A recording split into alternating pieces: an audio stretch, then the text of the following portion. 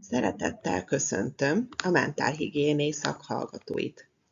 A mostani előadás pozitív pszichológiai alapfogalmakba nyújt betekintést, a gyakorlati munkában fontos szempontokat vetve fel.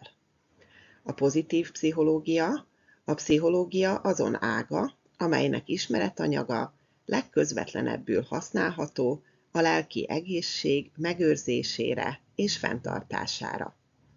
Az előadásnak egyrészt az a célja, hogy a hallgatók részletesebb képet kapjanak az egészséges személyiségről, valamint azokról a módszerekről, amelyek segítségével a lelki egészség megőrizhető. Az átadott ismeretek nem teljes körűek, de remélhetőleg ezzel együtt is jól alkalmazhatók lesznek. Az első részben bemutatom a pozitív pszichológia tudományágát, majd egyes fontosabb, általa vizsgált karakterjellemzőkről és szokásokról beszélek. Végül a pozitív irányú változtatás kérdésköre zárja az előadást. Pozitív pszichológiának a lélektan azon ágát tekintjük, amely arra a kérdésre összpontosít, hogy hogyan legyünk boldogabbak. A boldogság egy növelhető állapot, rendszeres, hasznos szokások útján befolyásolható. Nem egy végállapotnak tekintjük tehát, hanem olyan jellemzőnek, amelyet empirikus adatok nyomán egyszerre határoz meg a temperamentum, tehát az öröklött tulajdonságaink, a környezetünk és a lelki egészséget jótékonyan befolyásoló szokások. A pozitív pszichológia eszköztárába számos önsegítő és egészségfejlesztő módszer tartozik, amelyeknek valamennyi esetben empirikus alapja van. Mindazt, amit a pozitív pszichológiából tudunk, általában reprezentatív vizsgálatok vagy kísérletek tanulságai nyomán állíthatjuk, amelyek közül néhányra ebben az előadásban ki is fogok térni. A pozitív pszichológia vállalt célja tehát, hogy ismeretanyagát az akadémikus tudományok világából eljuttassa az egyszerű emberig. Mint a kép illusztráció is mutatja, a magas tudományok elefántcsontornyától el kell jutni a főutcáig, egy hídon, egy átjárón, amely a pozitív pszichológiának feleltethető meg. A pozitív pszichológia ismeretanyaga nem ritkán képezi népszerű önsegítő könyvek témáját. Ahhoz, hogy tudományák tapasztalatait sikeresen át tudjuk adni, fontos a hitelesség, hogy az említendő technikákkal kapcsolatban nekünk is legyen tapasztalatunk. A pozitív pszichológia körülbelül 3 évtizednyi történetre tekint vissza. Előzményei között megtalálható az az irányzat, amely a mentálhigiéné alapját is adja, a humanisztikus pszichológia. A humanisztikus lélektan egyébként harmadik erőként is említhető, miután az első és második erővel, a pszichoanalízissel és a behaviorizmussal szemben az emberi természet pozitív minőségeit és az önmegvalósítást hangsúlyozta. A humanisztikus lélektan az emberi erények fejlesztését állította fókuszába. A pozitív pszichológia előzményei között Antonovszky szalutogenézis fogalma is szerepel, amely az egészség kialakulását, fenntartását jelenti. A pszichológiában ez a gondolat egy szemléletváltás volt a patológiákkal való foglalkozás számos évtizede után. A pozitív pszichológia atyjának Martin Seligment tekintjük, aki hangsúlyozta a tudományág ismeretanyagának az egyszerű emberhez való eljuttatását, az edukálást. Akár a mentálhigiénének keretet adó humanisztikus pszichológiában, a pozitív pszichológiában is központi fogalom az önmegvalósítás. A két tudományág között azonban van egy nagyon fontos különbség. A pozitív pszichológia jóval empirikusabb. Nagy hangsúlyt helyez a megbízható kutatási adatok nyomán való építkezésre. Az önmegvalósítás, mint tudjuk, belső lehetőségeink, potenciálunk kibontakoztatását jelenti. A valakivé válás folyamatát jól példázza a Dávid-szobor, amelynek keletkezéséről Michelangelo a következő történetet mondta. Megláttam ebben a nagy márványtömbben Dávidot, innentől már csak az volt a feladatom, hogy lefaragjam róla a felesleges követ. A pozitív pszichológia hangsúlyozza a lényegkiemelést az egészség megőrzés céljával, és a jólét fenntartásához legfontosabb ismeretek gondos szelektálását, gyakorlati alkalmazásukat és érthetően való átadásukat. Erre utal az itt olvasható Lao Tse idézet is, természetesen egy korábbi történelmi korban, ahol erre szintén szükség volt. Ha a tudást keressük, minden nap elsajátítunk valamit. Ha a bölcsességre törekszünk, minden nap megválunk valamitől. Ezeket az egyszerű, de fontos bölcsességeket szeretné érthetően közvetíteni és ezekben edukálni a pozitív pszichológia. Seligman a boldogságérzés alatt a pszichológiai jóllétet érti. A pszichológiai jólét pedig azt jelenti a szerző szerint, hogy az egyén kiegyensúlyozott, elégedett az életével, értékrendszerével összhangban, a céljai mentén halad előre. A PERMA modell egy 5 komponensből álló keretrendszer, és fontos vele kapcsolatban tudni, hogy ezeket az elemeket minél inkább össze kell hangolni az egyre magasabb boldogságszint érdekében. A PERMA egy rövidítés, amely az 5 tényező kezdőbetűiből áll össze. Az 5 elem pedig első, pozitív érzelmek, például öröm vagy boldogság, elköteleződés vagy belefeledkezés, például a flow állapot átélése bizonyos tevékenység közben, kapcsolatok, itt az R betű a relationships szót jelöli, minden, ami a kapcsolatokkal összefüggésben boldogságot hoz vagy jól működik. Negyedik tényező jelentés vagy értelem, az M betű a meaning szóra utal. Az élet értelmességének, jelentésének kialakítása, megtalálása az egyéni életben, és végül pedig eredményesség vagy teljesítmény, az A betű az accomplishment szóra utal. Ez az egyén életében a konkrét célok elérését takarja, tehát azt, hogy milyen eredményeket tud felmutatni, mennyire halad előre azok az irányok felé, amelyet az egyéni életében konkrétabban kitűz. A pszichológiai jólét és a boldogság tehát nem csak egyetlen tényezőtől függ Seligman szerint, hanem 5 összetevő együttműködésétől, amelyek között meg kell találnunk az egyensúlyt, hogy önmagunkat boldognak érezzük. Mind klasszikus, mind pedig modern szerzők gyakran leírják, hogy életünk célja a boldogság. Ezt a fogalmat helyezi a pozitív pszichológia is a fókuszába.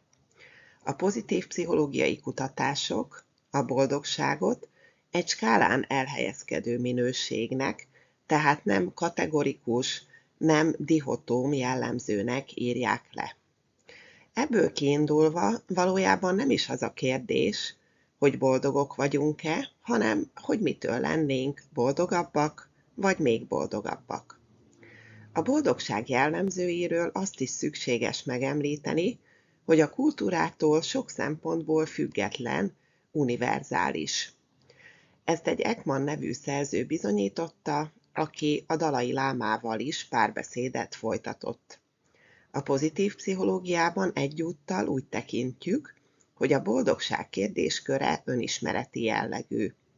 Maslow ezt írja: a mély önismeret megszerzésével tudatába jöhetünk az emberi lény általános természetének.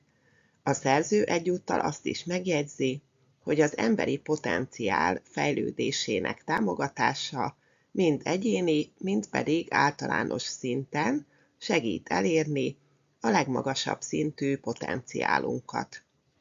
A boldogságra való törekvés nem önző dolog. A modern teoretikusok szerint az nem nulla összegű játszma, tehát kölcsönösen nyerő kimenetele van, közösségben vagy kapcsolatokban is annak, ha valaki boldog. A boldog ember másokat is felvidíthat, átadhatja örömteli érzéseit, ahogyan az itt látható Buddha idézet is megmutatja. Egyetlen gyertyáról több ezer gyertya meggyújtható, és a gyertya élettartama nem rövidül meg. A pszichológia tudománya tehát kezdetben a negatív lelki jelenségekre összpontosított. Egy Myers nevű szerző 2000-ben számszerűen meghatározta, hogy hány vizsgálat irányult pozitív és negatív lelki minőségek tanulmányozására. 33 év alatt a haragot több mint 5000, a szorongást több mint 40 000 vizsgálat tanulmányozta, 54 000 foglalkozott a depresszióval, míg az örömöt vizsgálók 415, a boldogságot kutatók 2000, az élettel való elégedettséget feldolgozók pedig 2500 tanulmányt publikáltak. A negatív-pozitív arány 21:1. A szakirodalom hiányosságai hozzájárultak a pozitív pszichológia megjelenéséhez, amellett is, hogy napjainkban növekszik a lelki zavarok előfordulása. A depresszió 10-szer olyan gyakran jelenik meg mostanában, mint 1960-ban, magasabbak az öngyilkossági mutatók, és korábbi életkortól jelentkeznek a lelki zavarok. A gyakoriság fokozódásához valamelyest az is hozzájárult, hogy a lelki témákkal kapcsolatos tudatosság populáció szinten egyre erősebbé válik. A pozitív pszichológia jeles képviselői azt vetik fel, hogy egyes magasabb rendű lelki minőségek védőfaktorként működnek a lelki zavarokkal szemben. Seligman, a pozitív pszichológia atyja szerint ilyen jellegű emberi erősség például az optimizmus, a remény, az önkontroll, az élettel való elégedettség, a flow képesség, stb. Mind egyéni, mind pedig társadalmi szinten hatékony stratégia az erősségek felismerése és az azokra való építkezés. Ahhoz azonban, hogy társadalmi szinten jól tervezett intervenciókat tudjunk szervezni, mindenekelőtt érdemes megvizsgálni a boldogság természetét és fontosabb tényezőit. Az 1960-as években már tanulmányozták a boldogságot, és egy alapvető vizsgálat kimutatta, hogy a boldogságra való képesség genetikai tényezőkön is múlik. Licken és Tellegen külön nevelt ikreknél azt tapasztalták, hogy a boldogság szintjük nagy távolságból is meglehetősen hasonló. Azt vetették fel, hogy a boldogság a genetikai hatások miatt a környezet által nem feltétlenül alakítható és önfejlődéssel sem fokozható. Szerencsére a későbbiekben voltak ennek ellentmondó bizonyítékok. Hátrányos helyzetű fiatalok sokoldalú fejlesztése során egyetlen egy olyan jelentős változó volt, amely eltéréseket mutatott az intervenció hatására, és ez nem más volt, mint a boldogság. A vitát jórészt eldöntve egy Diener nevű klasszikus szerző azt tapasztalta, hogy nagyobb életesemények után legyenek azok pozitívak vagy negatívak, a boldogság szint is megváltozik, ezzel együtt azonban további 6 hónap alatt visszatér a kiinduló szintre. A kiugró értékek tehát tartósan nem változtatnak az egyénre jellemző boldogságszinten.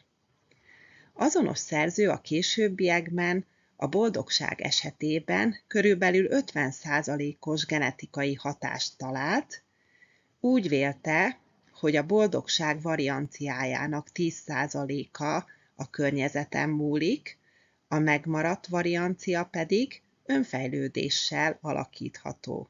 Ez a megmaradt variancia 40%, tehát ennyi esélye van a pozitív pszichológiai intervencióknak a boldogságszint alakításánál. Fredrickson a 2000-es évek elején dolgozta ki úgynevezett szélesít és épít hipotézisét. Álláspontja szerint a boldogság az élet számos területén támogatja a sikeres beilleszkedést, segít kapcsolatokat építeni, motivációt biztosít a fejlődéshez, megtapasztalásán keresztül kreatívabbá, tudatosabbá és rugalmasabbá válhatunk.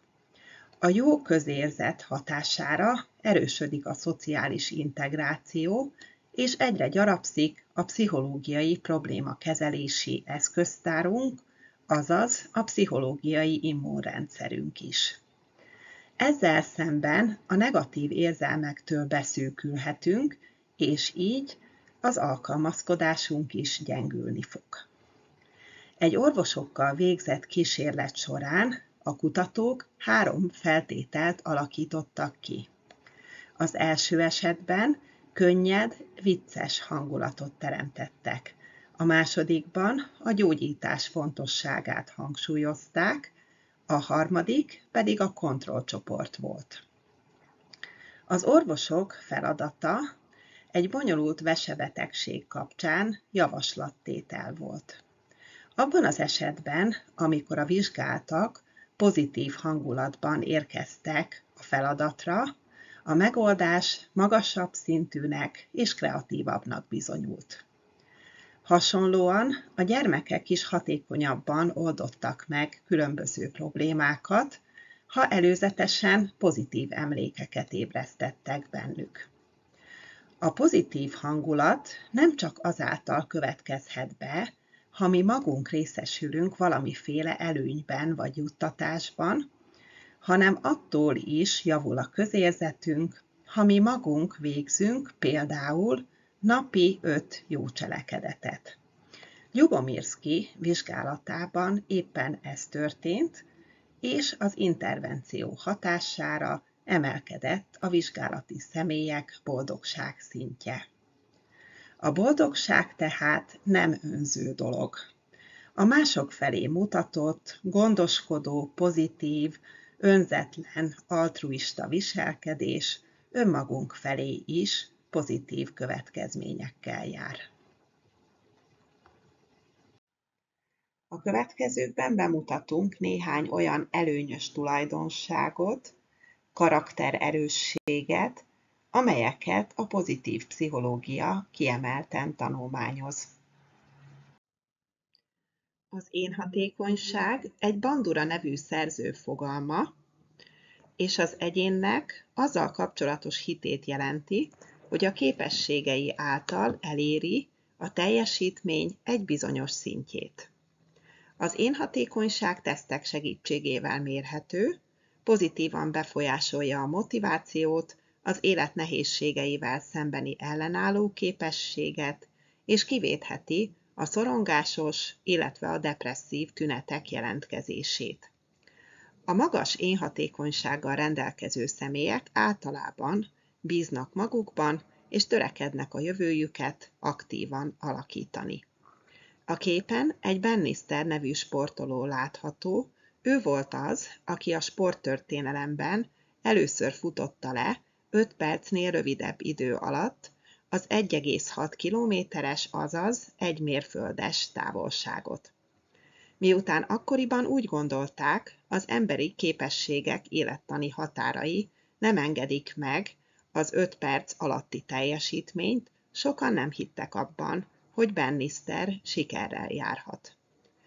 Ahogyan azonban sokat gyakorolt és bizonyos időpillanatban megdöntötte a korábbi rekordot, más országok sportolói szintén ugyanezzel kezdtek próbálkozni, és szintén eredményesek voltak.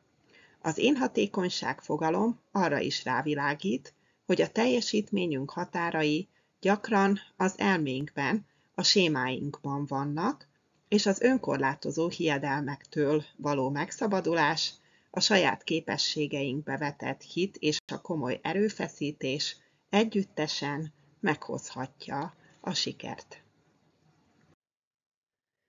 A pozitív pszichológiában sűrűn kutatták az optimista életszemlélet kedvező lelki hatásait.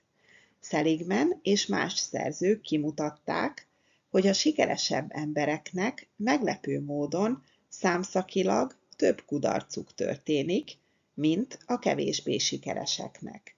Ezekből az eseményekből azonban többet is tanulnak. Magyarázatként adódik, hogy bármennyire optimistán gondolkodunk egy adott helyzetben, objektív okokból egyáltalán nem biztos, hogy abban sikert is tudunk elérni. Rövid távon tehát gyakran a pesszimisták látják racionálisabban a helyzetet, így a becslésük eredményesebb. Hosszú távon viszont az optimisták becslései pontosabbak. A pesszimisták egy-egy szituációba általában alacsonyabb elvárással lépnek be az optimistákhoz képest, a sikereiket pedig hajlamosabbak külső körülményekkel és nem a saját erősségeikkel magyarázni. Az optimisták viszont önmagukkal szemben magasabb elvárásokat támasztanak, azonban a kudarcot is jobban elfogadják, mert azt nem tekintik annyira félelmetesnek, és úgy vélik, hogy nem az erősségeiket és nem is a személyiségüket minősíti. A kudarc ellenére tehát jobban ki tudnak tartani, bíznak a sikerben, és így azt nagyobb valószínűséggel el is tudják érni. Az optimista és a pesszimista egyének összehasonlításánál tehát az látható, hogy a fő eltérésük a kitartásban, illetve a kudarcok elfogadásában van.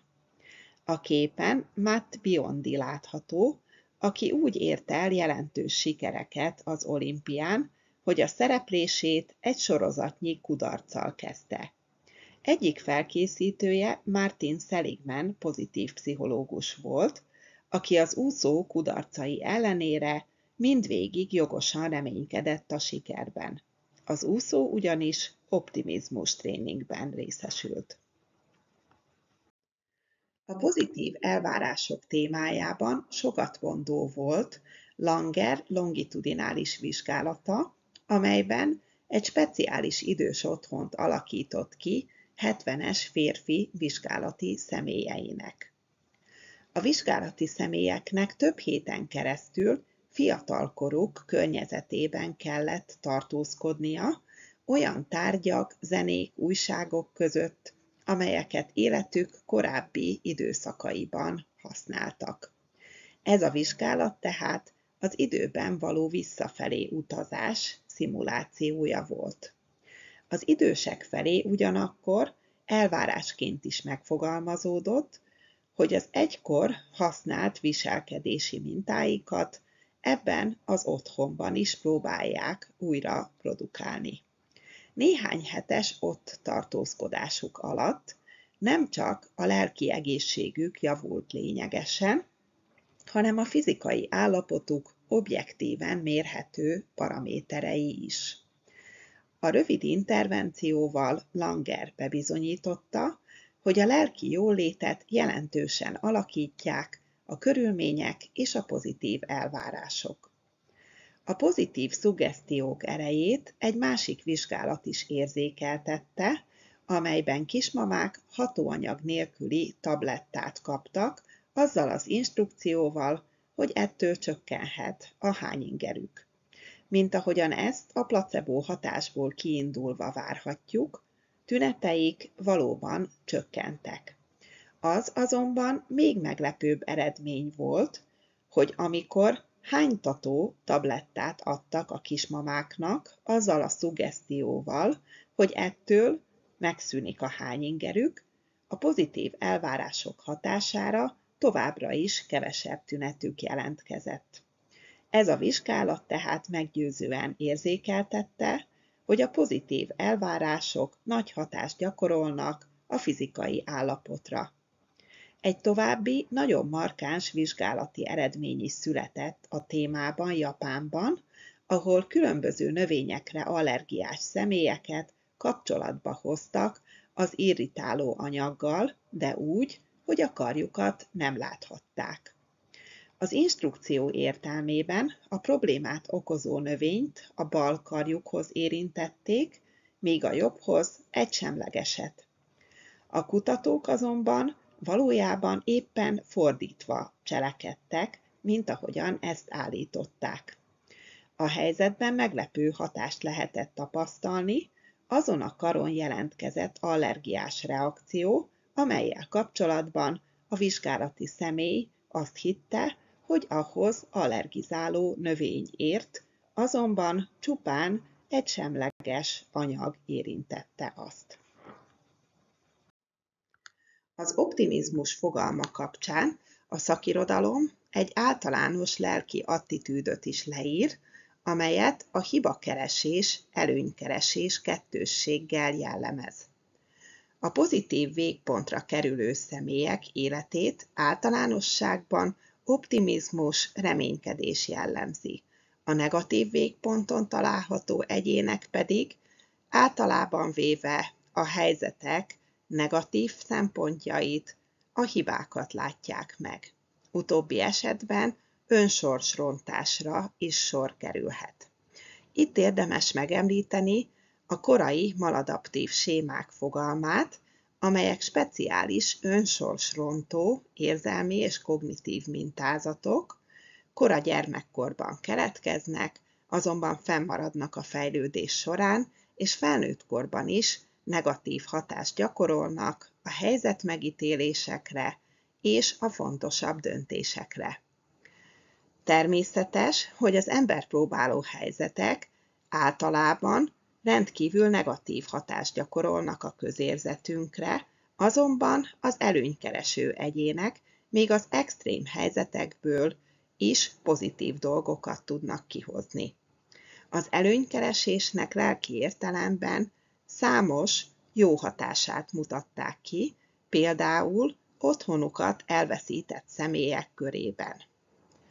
Azok esetében, akiket komolyabb katasztrófa ért, és ilyen módon traumát szenvedtek el, hosszú távon boldogabb életet éltek, az előnykeresők kevesebb fizikai és pszichés tünetről számoltak be. Hasonló eredményekre jutottak étszes betegeknél és rákban szenvedő nőknél is. Mindkét betegcsoportnál kimutatható volt a hosszabb túlélés és a jobb közérzet az előnykereső egyéneknél. Az alább látható szerzőpáros pedig az előnykeresés pozitív hatásait intervenció keretében is próbálta tesztelni. Fogalmazást írattak mellrákban szenvedő nőkkel azzal kapcsolatban, hogy milyen jó dolgot tudnak kihozni a betegségükből. A rövid intervenciónak igen kedvező hatását tapasztalták, az érintett nők úgy nyilatkoztak, hogy a betegség következtében megerősödtek a kapcsolataik, értékeikben megbizonyosodtak, és valamivel jobban tudták élvezni az életüket. Ebben a fogalmazás, tehát az intervenció is pozitív irányban befolyásolta őket. Rendhagyó tanulmány a nagy egzisztencialista terapeuta Yalom részéről egy olyan munka, amelyben leírta halálos betegekről készült megfigyeléseit azzal kapcsolatban, hogy súlyos állapotukban milyen pozitívumokról tudtak beszámolni.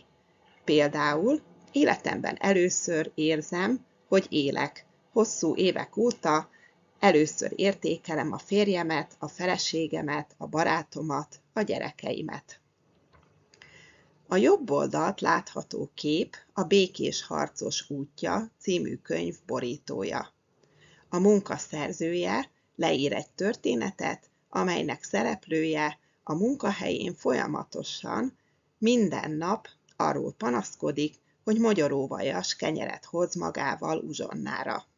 Egyik munkatársa bizonyos ponton kifakad. Miért nem mondod már meg a feleségednek, hogy tegyen valami mást a szendvicsedbe? A férfi válasza, nekem nincs is feleségem. Ez a példa jól érzékelteti a hibakereső viszonyulás jelenségét. A pozitív pszichológiai alapfogalmak körében érdemes megismerkednünk a rezilienciával is, amely lelki ellenálló képességet, rugalmasságot jelent, és amelyet az 1980-as évek óta tanulmányoznak. Egyeseket kevésbé visel meg a környezeti stressz, vagy akár valamiféle komolyabb kudarc.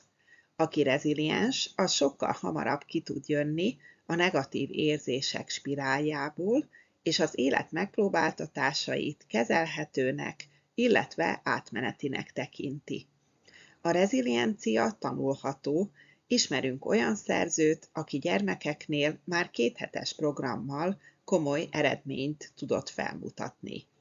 Egy ehhez hasonló tréning fokozza a jólétet és az iskolai eredményességet, csökkenti a depresszió és a devianciák kockázatát.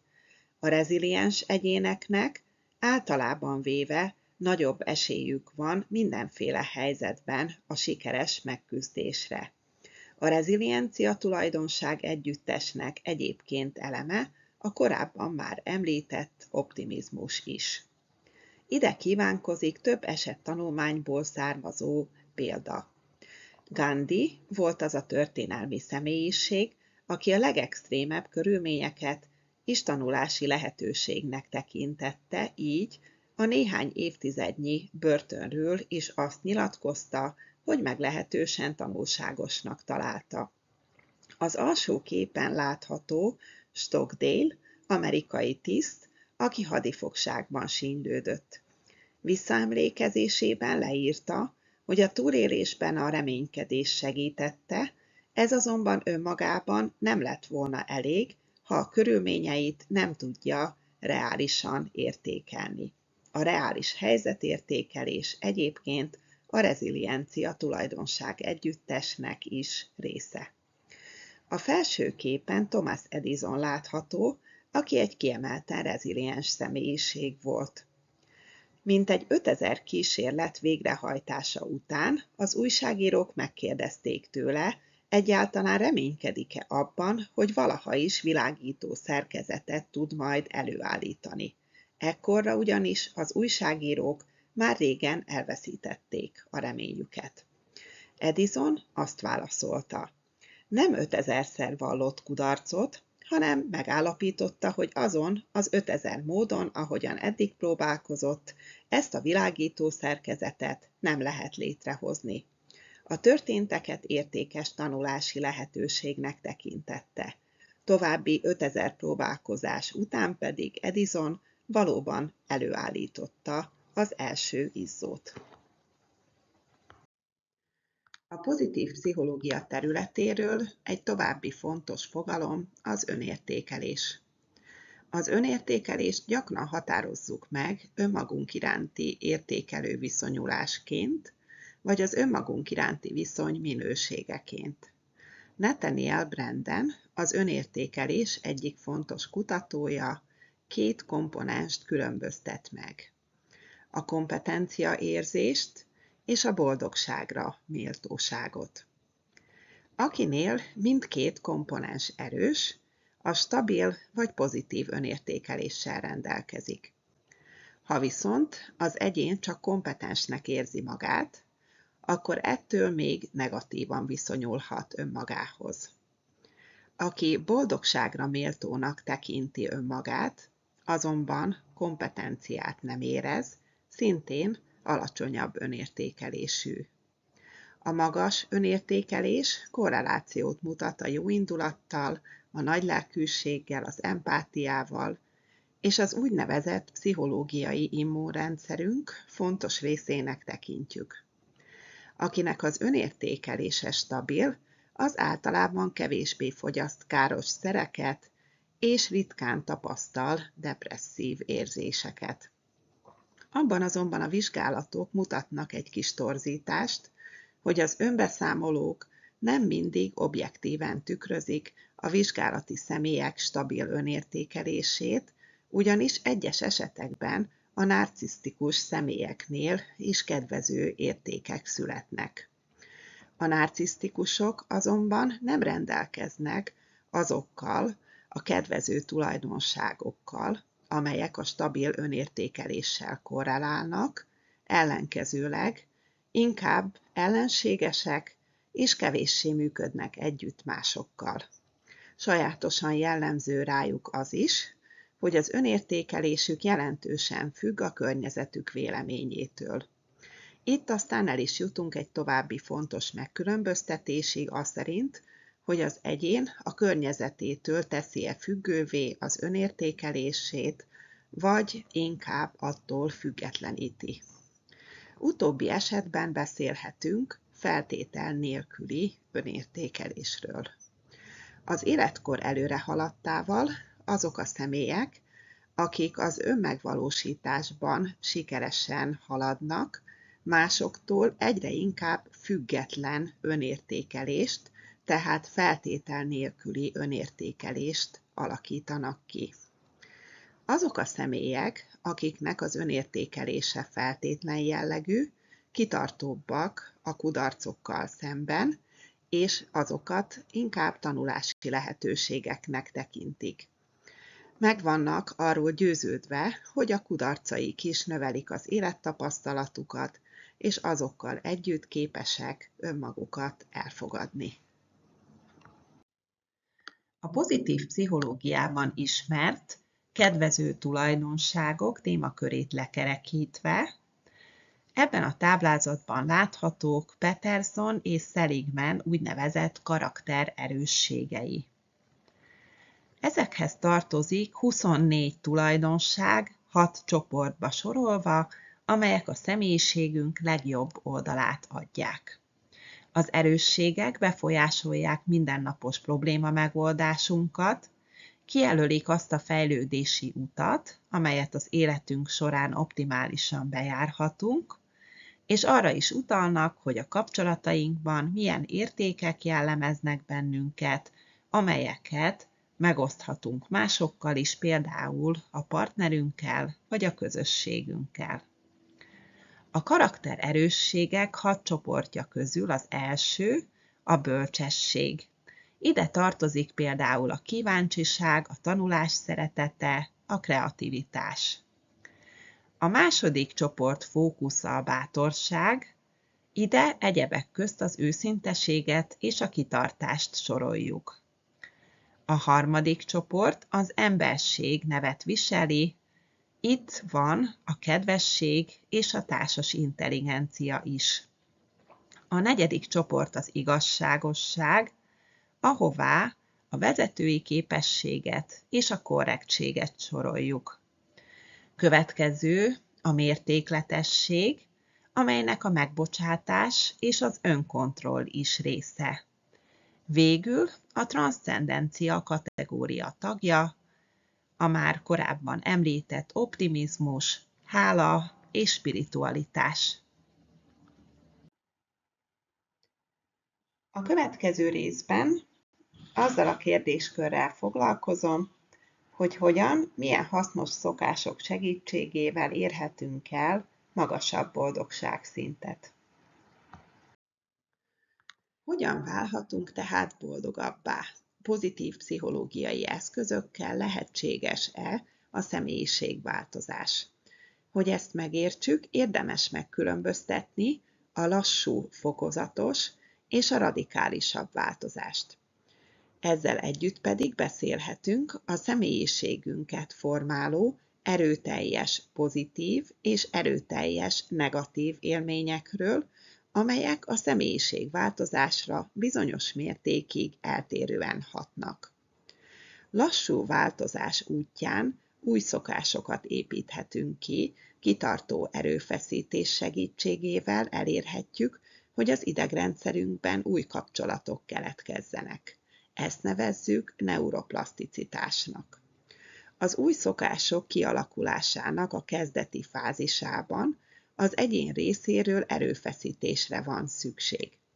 A szakemberek általában azt javasolják, hogy legalább 1 hónapot, 6 hetet szánjunk egy új lelki egészséget fenntartó szokás kialakítására, például a meditáció gyakorlatának az elindítására.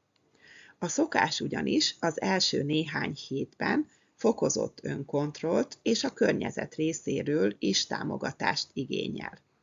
Ez az időszak után azonban már kiépülnek a megfelelő agyi pályarendszerek, csökken a szükséges önkontroll mértéke, és az egyén kezdi megtapasztalni, sőt igényelni az új szokás pozitív hatásait. A jóllétünkben bekövetkező radikálisabb változásokat általában valamilyen élmény indítja el, amely lehet markánsan pozitív, csúcsélmény vagy spirituális élmény, vagy markánsan negatív, más néven trauma. Ez a bizonyos élmény hatására a személyiségfejlődés bizonyos irányban elindulhat, majd pedig az élmény következtében beálló változások stabilizálódhatnak is. Trauma esetén poszttraumás személyiségfejlődésről beszélhetünk. A korábban említett példák sorából poszttraumás személyiségfejlődésnek számít a mellrákos nők esete, akik a betegség hatására a környezetükben felfedezhetik az értékes dolgokat, és ezekre a későbbiekben is fokozottan figyelve, hosszabb távon mélyebb boldogságérzést élhetnek át. Külön érdemes szólnunk a csúcsélményekről, amelyek Maslow szerint valamennyi ember életének fontos részét képezik. A csúcsélmény pillanataiban emelkedettséget, örömöt, áhítatot élhetünk át, rácsodálkozhatunk az élet értékeire, szépségére. Tipikus csúcsélmény lehet a gyermekünk születése, vagy valamely jelentős, sorsfordító találkozás. Csúcsélménynek számítanak a mély vallásos megélések, de akár az egyesülés tapasztalatával járó szexuális élmények is. A természettel vagy egyes műalkotásokkal való mély találkozás szintén csúcsélményeket generál. Mint már említettük, egy vagy több komoly csúcsélmény a személyiségfejlődést pozitív irányba hangolhatja, és hosszabb távon növelheti a boldogságszintünket. Amikor tehát a pozitív pszichológiában a lelki egészség szempontjából hasznos tulajdonságokat szeretnénk kiépíteni, akkor általában egy lassú, hosszabb távon azonban mindenképpen eredményes változásra törekszünk. Ez azáltal is lehetséges, ha önreflektív képességeinket folyamatosan fejlesztjük, és egyre inkább az optimista életszemlélet felé irányítjuk a fókuszunkat. Pozitív pszichológiai oldalról a hangulati állapotunk szabályozásában megkülönböztetünk pozitív és negatív spirált, tehát a hangulat és a lelki funkció képesség javulását, és ugyanennek a romlását, a gyengülését. A szakemberek úgy vélik, hogy mi magunk is nagyon sokat tehetünk azért, hogy kivédjük a lelki mélypontokat, és ezáltal tartósan megőrizzük a lelki egészségünket. Ezzel kapcsolatban néhány kutatási adat következik. A híres szerző, Lyubomirsky, bebizonyította, hogy a jó élmények felidézésének és a negatív élmények kibeszélésének is azonosan van értelme a lelki egészség szempontjából. Vizsgálati személyei 3 napon keresztül napi 15 percen át írták le életük legjobb, illetve legrosszabb traumatikus élményeit. 3 feltétel volt: írásba foglalás, hangfelvétel készítése és az élményekről való gondolkodás. Azok, akik beszéltek a pozitív élményeikről, vagy gondoltak rájuk, javuló közérzetről számoltak be. A legrosszabb élmények kibeszélése vagy kiírása élményfeldolgozást indított el, és szintén pozitívabb irányba hangolta a vizsgáltakat. Ugyanez azonban nem jelentkezett, amikor a nehéz élményekre csak gondolni kellett. Lyubomirsky következtetése szerint az elbeszéléssel vagy a leírással az élmények történetté állnak össze, elemzésre kerülnek, és új narratívák keletkezhetnek.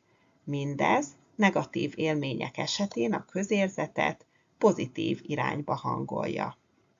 Pennebaker hasonló eredményre jutott, mind a pozitív, mind pedig a negatív élmények vonatkozásában. Vizsgálati személyeit 3x15 perc naplóírásra kérte, és már önmagában ennyi önreflexióval töltött idő is pozitívan befolyásolta a közérzetüket. A hálát úgy határozhatjuk meg, mint a megelégedettségre való beállítódást, mint az adás-kapás örömét. A hála gyakorlása az élet, a kapcsolatok értékeléséről tanúskodik, és a pszichés rendszert pozitív irányba hangolja. Emmons és McCullough klasszikus vizsgálatában 3 csoportnyi vizsgálati személyt kért meg arra, hogy napi rendszerességgel írjanak a velük történt eseményekről 9 héten keresztül. Egyesek közülük azt az instrukciót kapták, hogy kifejezetten olyan dolgokról írjanak, amelyekért hálásak. A második csoportba tartozó személyeknek a problémáikról kellett jegyzeteket készíteniük. A harmadik csoport tagjai semleges eseményekre reflektáltak. A követési időszak végeztével a hálanaplót vezető csoport számolt be a legjobb közérzetről és a legkevesebb fizikai tünetről. A szerzők magyarázata szerint a pozitív gondolkodás, a hála és egyéb más karaktererősségek pozitív spirált indíthatnak el, tehát javítják a hangulatot. Egy hosszú időn át folytatott követéses vizsgálatban a kutatók apácák írásos, személyes bemutatkozó leveleit nézték át, és pozitív érzelmeket kerestek bennük. Azok a szerzetes nővérek, akik bemutatkozásukban gyakrabban említettek pozitív érzelmeket, például hálát, a követéses vizsgálat során magasabb életkort értek el. A vizsgálatok azt is megerősítették, hogy a hála gyakorlásának csak akkor van hatása, ha hiteles, tehát ha a gyakorlatot az egyén nem mechanikusan hajtja végre, hanem próbálja átélni a számára jelentős pozitív eseményeket, továbbá az értékesnek tartott események vizualizációja is kedvező hatással bírt a lelki jólétre.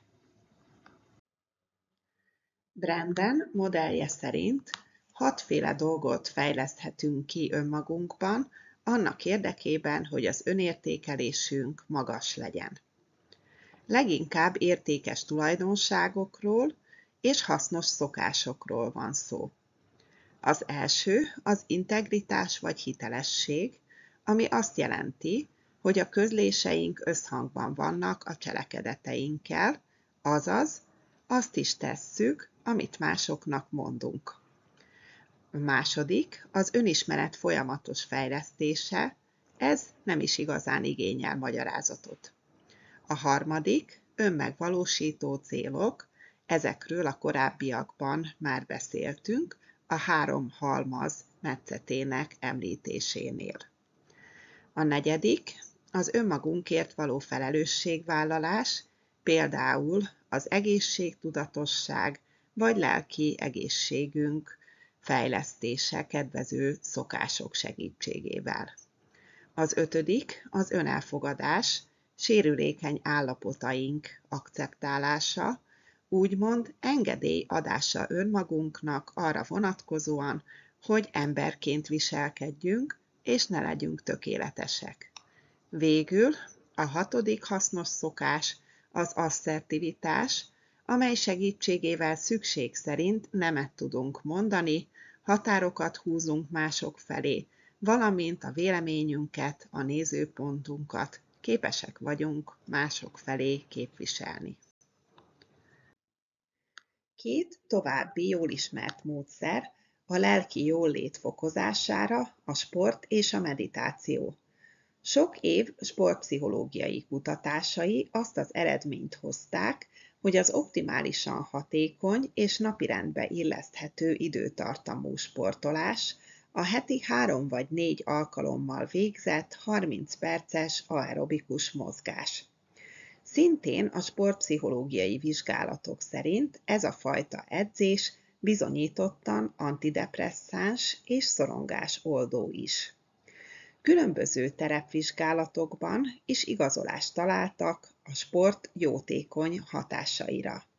Naperville és Titusville amerikai városrészek hátrányos helyzetű gyermekeket befogadó iskoláiban egyaránt bevezették a rendszeres napi mozgást, amely például falmászás volt. Az eredmény nem meglepő módon az lett, hogy a gyermekek teljesítménymutatói növekedtek, egyes deviáns viselkedési formák előfordulása, például a verekedés pedig radikálisan csökkent. A lelki jólétet befolyásoló fizikai hatások körében szükséges a meditációt is említenünk, amelyet Kabat-Zinn amerikai szerző vezetett be a pszichológia gyakorlatába.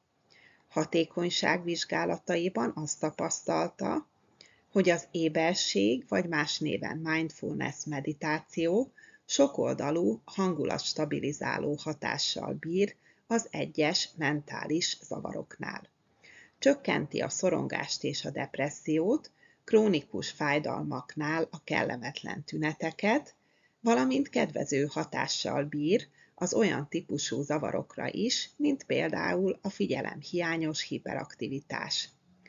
A meditáció hangulatjavító hatását a pszichofiziológiai vizsgálatok is megerősítették. Köztudott ugyanis, hogy az agy prefrontális kérgének aktiváció mintázata szoros kapcsolatban van a boldogságszintünkkel. Boldogabb személyek esetében a bal prefrontális kéreg aktívabb a jobbnál, míg a boldogtalanabbaknál ez fordítva van. A rendszeresen meditálók esetében kimutatható volt az aktiváció eltolódása a bal oldalra. Buddhista szerzeteseknél pedig egészen extrém bal féltekei túlsúlyt lehetett látni. A meditáció optimális időtartama napi 15 perc, azonban a heti többszöri hasonló időtartamú meditációnak is van egy kis jótékony hatása. Boldogságszintünk növelése érdekében érdemes egy további egyszerű dologra is odafigyelnünk, ez pedig az érintés. Az érintés jelentőségét több közismert pszichológiai vizsgálat tanúsítja. Harlow majomkísérleteiben az édesanyjuktól szeparált kismajmok nem tudták elsajátítani a megfelelő szociális viselkedést és az önnyugtatást. A majomkísérletek sajnálatos emberi megfelelője az a helyzet volt, amikor is Ceausescu román diktátor regnálása idején mintegy 150 000 gyermek nevelkedett olyan árvaházakban, ahol nem részesültek személyes törődésben, így érintésben sem. Ezeknél a gyermekeknél a kognitív, a fizikai és a mozgásos fejlődés egyaránt lemaradt, és az önnyugtatás készségét szintén nem alakították ki. Az érintés jelentőségét részben akkor fedezték fel, amikor is egy amerikai kórházban kiderült, hogy 4 koraszülött osztály közül az egyiken a gyermekek sokkal sikeresebben fejlődnek és hozzák be fejlődési lemaradásaikat. A kórházi osztályok kezelési programja és módszerei teljesen megegyeztek. Volt azonban egy apró, észrevétlen különbség. Az egyik osztályon dolgozott egy ápolónő, aki minden éjszaka végig látogatta a kicsiket, simogatta őket, énekelt nekik, rövid időre kivette őket az inkubátorból, hogy ringassa őket. Viselkedése az akkori protokollal ellentétes volt, mégis biztosította a hátrányokkal küzdő kicsiknek a szükséges érintés mennyiséget. Fields hasonló témában empirikus vizsgálatot végzett. Eredményei szerint koraszülött csecsemőknél napi 45 percnyi babamasszázs jelentősen javított a fejlődési esélyeiken. Klipner felnőtt személyeknek azt a házi feladatot adta, hogy egy hónapon keresztül szerezzenek be napi 5 nem szexuális jellegű ölelést. A kísérleti csoport személyei egy hónap múlva boldogabbak voltak a kontrollcsoporttal összehasonlítva. Ahogyan Masters és Johnson klasszikus szexuálterapeuták fogalmaztak, a szexuális problémák mintegy 70-től 95%-a megoldható lenne önmagában az érintés eszközével. Satir, híres családterapeuta a következőt írta. A túléléshez 4, a lelki egészség megőrzéséhez 8, a fejlődéshez pedig napi 12 ölelés szükséges. A céljaink felé haladás általában kemény munkát igényel tőlünk, amelyben pihenés nélkül elég hamar kiéghetünk. A pozitív pszichológiában olyan ajánlások is megjelennek, amelyek ennek ellenében hatnak. Egy Schwartz nevű szerző például azt javasolja, hogy iktassunk be a napunkba tiszta pihenőidőket, amikor is a lazításon kívül semmi mást nem teszünk. Ilyen pihenésnek optimálisan minden 60-90 percnyi munkaszakaszra érdemes jutnia. A negyedórás relaxált időszakokat általában valamiféle általunk kedvelt tevékenységgel, például mozgással, meditációval, zenehallgatással, de akár a fejünkből való kifelé bámulással is tölthetjük. Ilyen formán biztosíthatjuk szervezetünknek a stressztől való felépüléshez szükséges időt. Számos szerző ugyanis kimutatta, hogy nem önmagában a stressznek van károsító hatása, illetve, hogy ezek a kártékony következmények valójában kivéthetők, ha minden nap a keményebb munkavégzés időszakait tiszta pihenési időkkel váltogatjuk. Schwartz, amerikai szerző, ezzel kapcsolatos javaslata, hogy nem maratonfutó módon éljük az életünket, hanem úgy, mint egy sprinter, aki keményen dolgozik, majd pedig teljes nyugalomban, maximális lazításban van. Végül röviden szólnánk egy olyan ajánlásról is, amely a pszichológiai szakirodalomban csak a legutóbbi években jelent meg, és a modern szerzők is keresik azokat a gyakorlati javaslatokat, amelyeket ebben az ügyben tehetnének. Ez a hasznos szokás pedig az egyszerűsítés. Mindennapi életünk ugyanis egy sor bonyolult rendszerben zajlik. Egy 2016-os új-zélandi vizsgálat adatai szerint az emberek 2/3-ának nincs elég ideje. A kifáradás a komfortzónánkon kívüli stressz helyzetek elkerülése érdekében egyes pozitív pszichológus szerzők azt javasolják, hogy az életünket próbáljuk meg minél jobban megszervezni, egyszerűsíteni, strukturálni és priorizálni, valamint szükség szerint a tevékenységeink egy részét le is építeni. Mindezt pedig az életünk számos területén valósíthatjuk meg, a munkahelyünkön, a háztartásunkban, a közösségünkben, az egészségünkkel kapcsolatban, stb. Ezáltal hatékonyan ki is védhetjük a túlterhelődést, vagy legalább annak egy jelentős részét.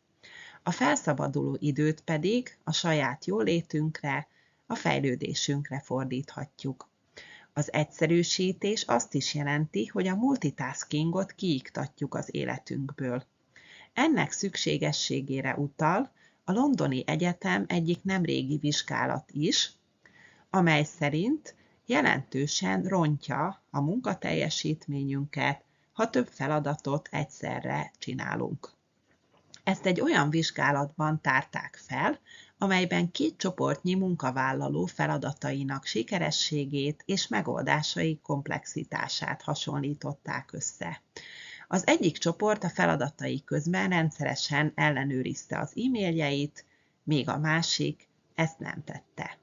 Az adatokból az derült ki, hogy a multitasking erősebben rontotta a feladatvégzés hatékonyságát, mint például a marihuána fogyasztás. Ígyformán az élet egyszerűsítése és a pihenőidők beiktatása lehetővé teszi az egyes feladatokban való fokozott elmélyülést, így aztán, ha időben kevesebbet is dolgozunk, valójában a teljesítményünk magasabb szintű, minőségibb lesz.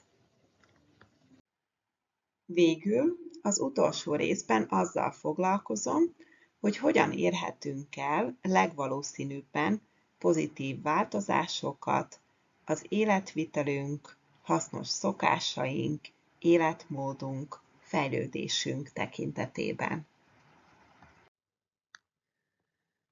Amennyiben ki szeretnénk építeni valamely új viselkedési formát és módot, ezen a területen nem mindig járunk sikerrel. Vannak olyan hasznos szokások, amelyek hosszas próbálkozás után is nehezen tarthatók fenn. Ilyen esetekben el kell gondolkodni azon, hogy a haszontalan, sőt kártékony viselkedésnek, a jó szokás ellentétének lehet valamiféle rejtett előnye. Erre utal egy klasszikus vizsgálat Langer és Thompson nevű szerzőktől, akik bizonyos tulajdonságok változtatásának sikerességét vizsgálták.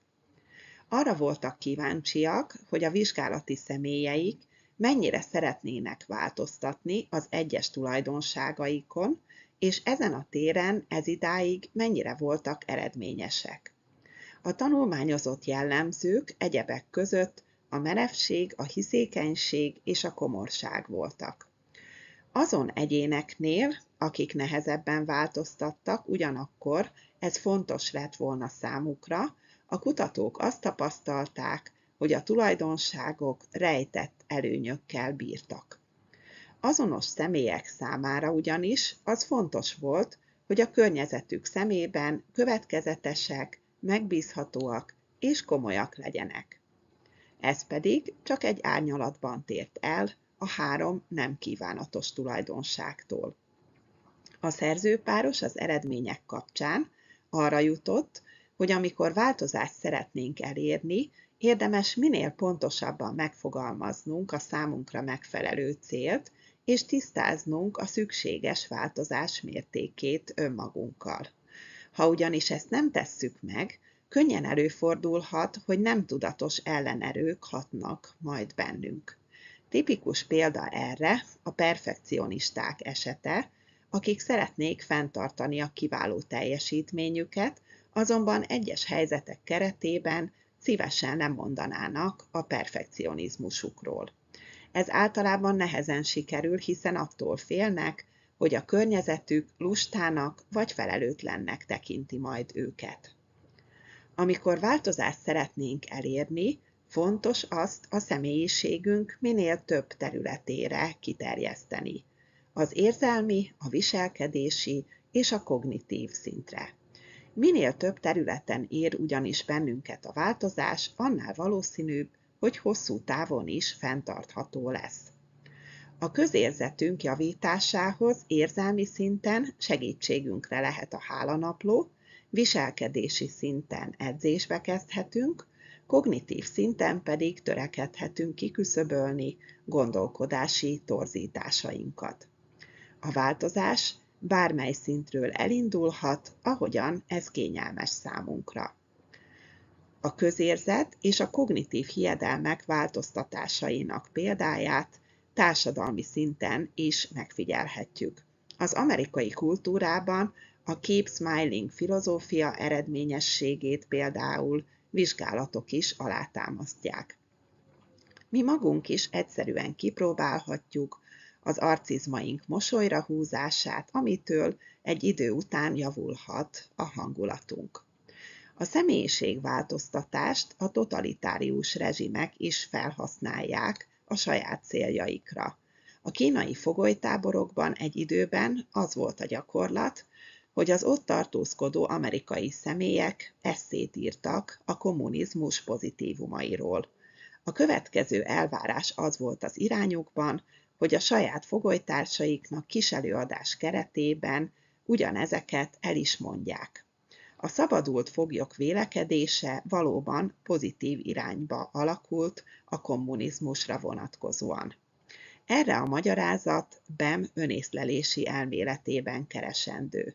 Amikor ugyanis a viselkedésünk és a hiedelmeink között ellentmondás van, akkor ezt törekszünk feloldani. Ha például rábeszélnek bennünket egy termék megvásárlására, egyszerűbb azt hinni, hogy ez egy valóban jó termék, mint azt, hogy becsaptak bennünket. Ez a jelenség a kognitív disszonancia redukció. Azonos mechanizmus működik akkor is, amikor néhány héten keresztül rendszeres edzéseket végzünk, és a kezdeti küzdelem után egyre inkább fontosnak kezdjük tekinteni a sportot. Egy érdekes kísérlet arra is felhívja a figyelmünket, hogy a környezet pozitív megerősítése óriási szerepet játszhat a személyiségváltozásban. Előzetes adatok értelmében szégyenlősnek és kapcsolatteremtési gondokkal küzdőnek talált heteroszexuális férfiakat arra kértek meg, hogy várakozzanak egy teremben, mielőtt sor kerülne egy kísérleti szituációra. A valóságban a kísérlet már a váróteremben elkezdődött. Összesen több mint egy órát kellett várakozniuk. Ez alatt 6 beépített személy, 6 nő érkezett a váróterembe egyenként, majd pár perc után távoztak. Mind a 6 nő érdeklődést mutatott a férfiak irányában, kedvesen, nyitottan beszélgetett velük. Az érintettek tehát a kontrollcsoporttal összehasonlítva több mint egy órányi pozitív figyelmet kaptak különböző nőktől. 6 hónap után ugyanezeket a férfiakat újra megvizsgálták, és látható változást lehetett tapasztalni. Arról számoltak be, hogy ez idő alatt többször randevúztak, kapcsolataik alakultak. A vizsgálat tanulsága tehát még a hamis pozitív megerősítés is jótékonyan befolyásolhatja a változást. A hatás egyébként később sem csökkent, amikor a férfiakat már felvilágosították róla, hogy a nők érdeklődése csak szerepjátszás volt. A gyakorlatban mindebből az következik, hogy a környezet támogatása és annak nyomán az egyénnek a változásba vetett hite a pozitív szuggesztiók erejével hat. Másrészről a változáshoz általában önkontroll is szükséges. Ebből a vizsgálati adatok értelmében a kapacitásunk eléggé limitált. Egy Baumeister nevű szerző olyan kísérleti szituációt hozott létre, amelyben a résztvevőknek szintén várakozniuk kellett egy teremben, ahol finom, illatos süteményeket láthattak. A teremből egy másik terembe váltva önkontrollt igénylő feladatot kellett megoldaniuk. Arra kérték őket, hogy a sütikből ne fogyasszanak, mert azokat a következő csoportnak szánják. A vizsgálati személyek egyes esetekben ellenálltak a kísértésnek, míg máskor nem. Meglepő módon azok, akik kitartottak és nem ettek süteményt, a későbbi, önkontrollt igénylő feladatban gyengébben teljesítettek. A szerzők szerint ennek az a magyarázata, hogy önkontrollból limitált a kapacitásunk. Aki tehát elhasználja az önkontroll kvótáját egy korábbi szituációban, annak a későbbiekben kevesebb marad belőle. Miután tehát az önkontrollunk véges, az új szokások bevezetésénél nem elég csak erre hagyatkoznunk. Általában sokat segít, ha az újonnan kiépítendő szokásokhoz egy ismétlődő rítust próbálunk rendelni. Az események rendszeres napi ismétlődése ugyanis könnyebbé teszi a megszokást, és egyszerűbben épülnek ki az új neurális kapcsolatok az agyban. A változtatás akkor is sikeresebb eredményt hoz, ha képesek vagyunk nem csak a célokra, hanem az odáig vezető út tevékenységeire, a haladásra fókuszálni. A vizsgálatok tanúsítják, hogy minél több élvezetet találunk a változásban, annál inkább sikert érünk majd el.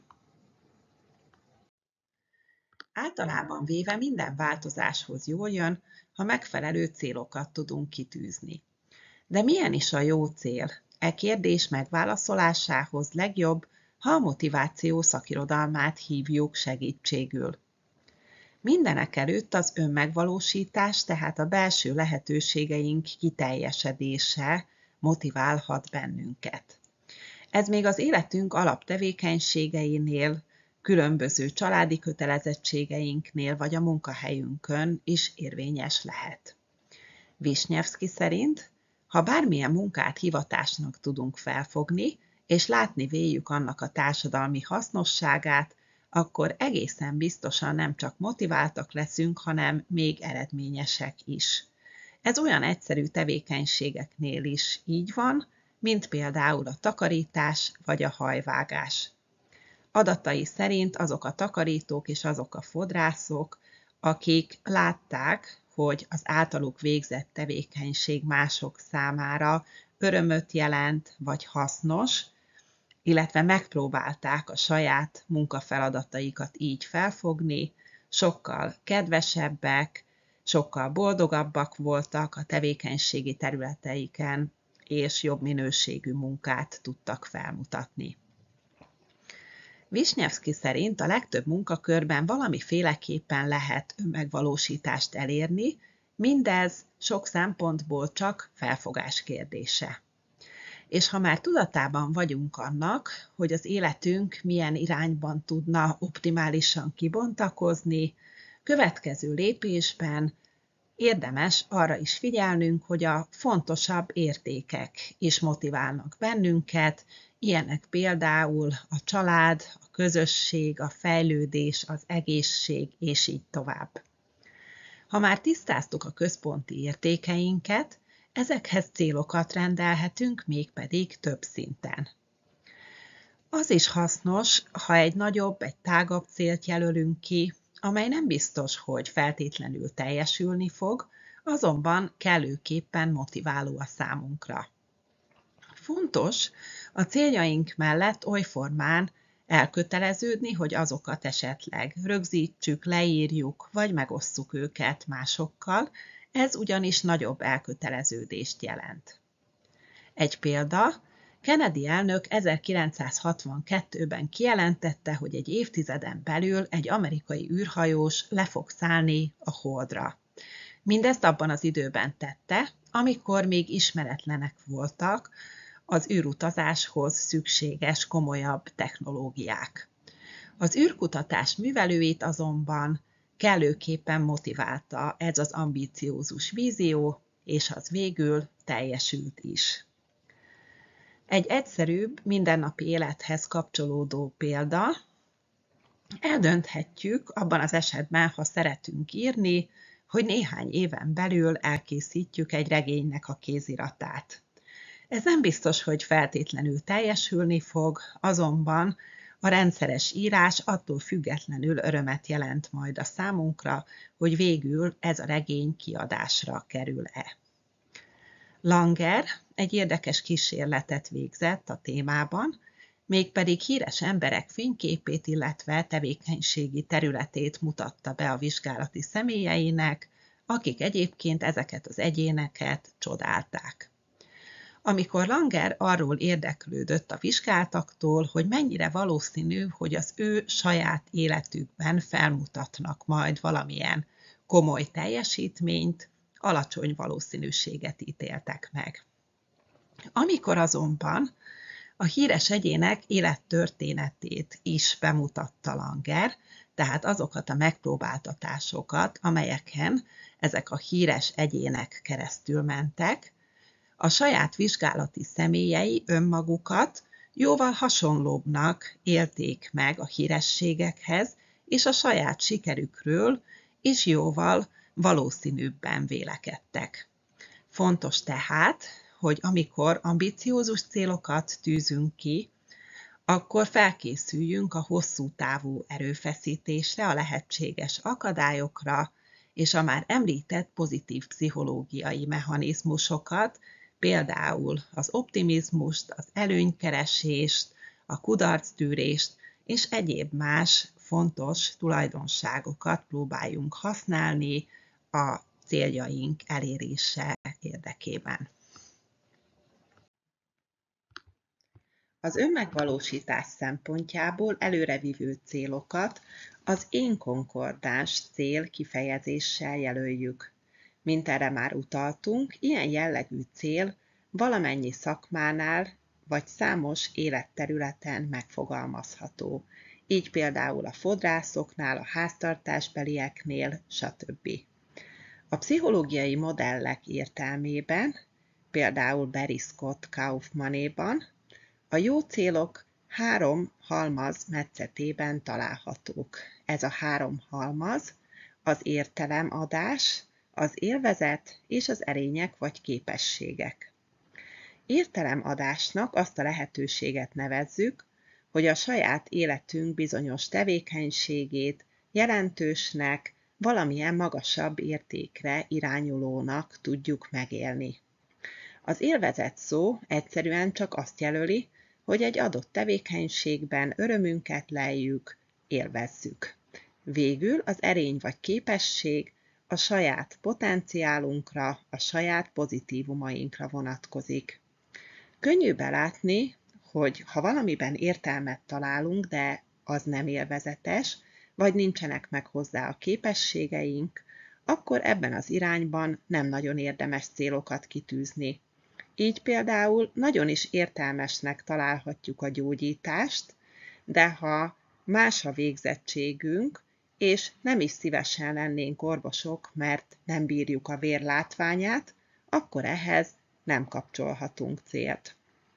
Egy másik eset, amikor valamiben örömünket leljük, de ehhez nem kapcsolódik valamiféle magasabb cél, vagy a képességeink sem kiválóak hozzá. Ilyen terület lehet például a számítógépes játszás, amely élvezetes, azonban nem teremtünk vele értéket, és nem is biztos, hogy feltétlenül jól teljesítünk benne. Végül van olyan helyzet is, amikor valamihez adottak a képességeink, de ezt a tevékenységet nem feltétlenül élvezzük, és értelmesnek sem tudjuk megélni. Ilyen szituáció, amikor kiválóan tudunk számolni, de ezt a tevékenységet nem élvezzük, és az életnek inkább a humán értékeit helyezzük a középpontba. Az optimális cél, ha olyan tevékenység irányában tűzzük ki, amely tekintetében kiválóan teljesítünk, látjuk a társadalom szempontjából a hasznosságát és értelmét, és élvezetünket is leljük benne. Például egy sikeres mentálhigiénés szakember, a társadalom szempontjából egy hasznos tevékenységet végez, a segítő munkában örömét leli, és jó esetben kifejleszti magában azokat a képességeket, amelyek által ezt a területet hatékonyan művelheti. Ha pedig egy célt a változás irányában tűzünk ki, például egy új szokást szeretnénk bevezetni, amellyel védjük a lelki egészségünket, a célt több szinten érdemes kijelölni. Először is hosszú távon vízióként, majd konkrétabban elemekre bontva, ezt követően pedig még konkrétabb lépéseket és terveket formálva, majd utolsó lépésben rítusokat képezve a napirendünkben. Amennyiben így formán gondolkodunk a változásról, sokkal nagyobb valószínűsége lesz annak, hogy nap mint nap megteszünk valamit a céljaink érdekében. Ha pedig már jól kijelöltük, hogy mit szeretnénk elérni, és megfelelő támogatást is szereztünk, akkor már csak azt kell majd megoldanunk, hogy ne essünk a halogatás csapdájába. A halogatás ellen annak az alapos megértése is beválik, hogy egy cél megvalósításához soha sincsen optimális pillanat. Kár tehát az inspirációra várakoznunk. A változás sokszor viselkedéses szinten kezdődik, és fel kell vállalnunk valamennyi kellemetlenséget az első lépéseknél. Csak egy idő múlva várhatjuk, hogy a változtatás meghozza első pozitív eredményeit, és így a folyamat önmagában is lassanként motiválóvá válik majd a számunkra. Ha például a hosszú távú célunk az, hogy egészségesek maradjunk, akkor ehhez a célhoz kicsit konkrétabb támpontokat kell találnunk, például fókuszálhatunk a fizikai és a lelki egészségünk védelmére a következő év során. Ennek érdekében konkrét terveink lehetnek a rendszeres sportolás, a meditáció vagy jóga, és lelki értelemben például egy optimistább beállítódás kialakítása. Természetesen mindebben segít majd bennünket, ha egy konkrét rutint alakítunk ki a sportolásra vonatkozóan, és bevezetünk néhány olyan hasznos szokást is, például a hálagyakorlását, amely segítségével egy optimista szemléletet alakíthatunk ki.